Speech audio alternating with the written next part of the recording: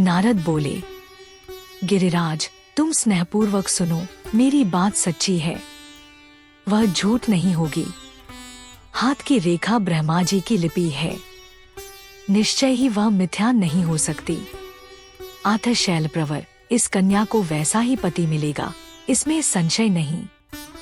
परंतु इस रेखा के फल से बचने के लिए एक उपाय भी है, उसे प्रेमपूर्वक सुनो।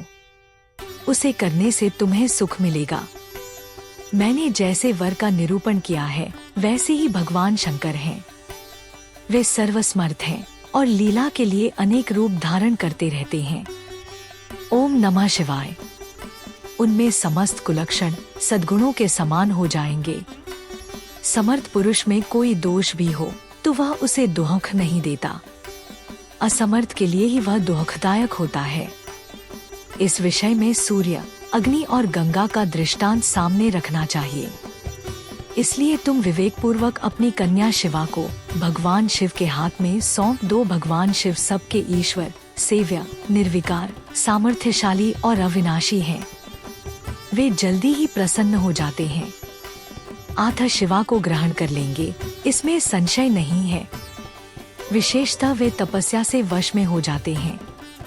यदि शिवा तप करे तो सब काम ठीक हो जाएगा। सर्वेश्वर शिव सर्व प्रकार से समर्थ हैं।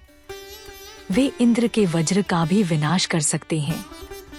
ब्रह्मा जी उनके अधीन हैं तथा वे सबको सुख देने वाले हैं। पार्वती भगवान शंकर की प्यारी पत्नी होगी। वह सदा रुद्रदेव के अनुकूल रहेगी, क्योंकि यह महासाध्वी और उत्तम व्रत का पालन करने वाली है तथा माता पिता के सुख को बढ़ाने वाली है। यह तपस्या करके भगवान शिव के मन को अपने वश में कर लेगी और वे भगवान भी इसके सिवा किसी दूसरी स्त्री से विवाह नहीं करेंगे। इन दोनों का प्रेम एक दूसरे के अनुरूप है। वैसा उच्च कोटि का प्रेम न तो किसी का हुआ है, न इस समय है और न आगे होगा। गिरिश्रेष्ठ, इन्हें देवताओं के कार्य करने हैं।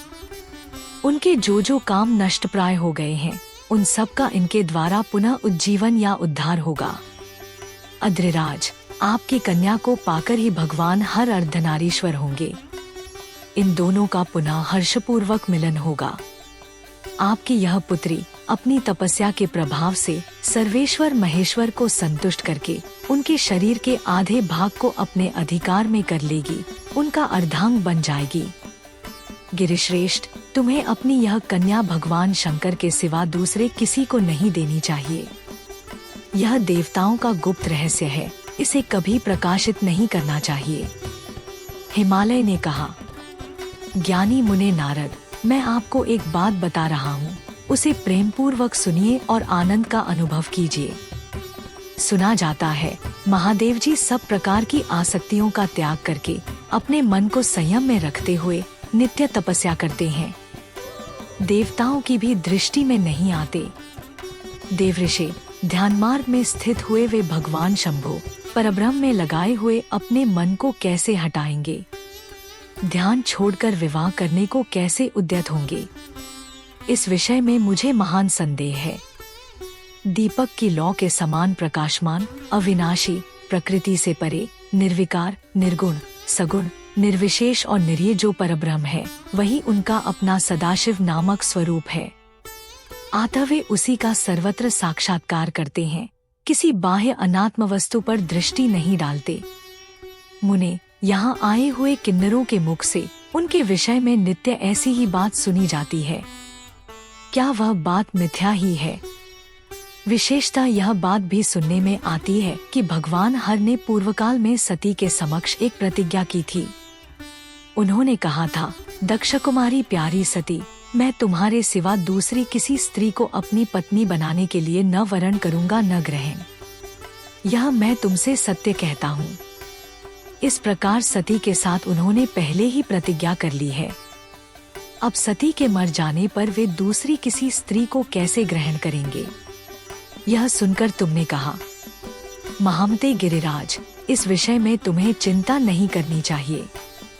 तुम्हारी यह पुत्री काली ही पूर्वकाल में दक्ष कन्या सती हुई थी। उस समय इसी का सदा सर्वमंगलदायी सती नाम था। वे सती दक्ष कन्या होकर रुद्र की प्यारी पत्नी हुई थी। उन्होंने पिता के यज्ञ में अनादर पाकर तथा भगवान शंकर का भी अपमान हुआ देख क्रोधपूर्वक अपने शरीर को त्याग दिया था। वे ही सती फिर तुम्हारे घर में उत्पन्न हुई हैं। तुम्हारी पुत्री साक्षात जगदम्बा शिवा है। यह पार्वती भगवान हर की पत्नी होगी, इसमें संशय नहीं है। नारद, ये सब बातें तुमने हिमवान को विस्तार पूर्वक बताईं। पार्वती का वह पूर्व रूप और चरित्र प्रीति को बढ़ाने वाला है। काली के उस संपूर्ण पूर्व वृत्तांत को तुम्हारे मुख से सुनकर हिमवान अपनी पत्नी और पुत्र के साथ तत्काल संदेहरहित हो गए। इसी तरह तुम्हारे मुख से अपनी उस पूर्वकथा को सुनकर काली ने लज्जा के मारे मस्तक झुका लिया और उसके मुख पर मंद मुस्कान की प्रभा फैल गई। गिरिराज हिमालय पार्वती के उस चरित्र को सुनकर उसके माथे पर हाथ फेरने लगे और मस्तक सूंघकर उसे अपने आसन के पास ही बिठा लिया।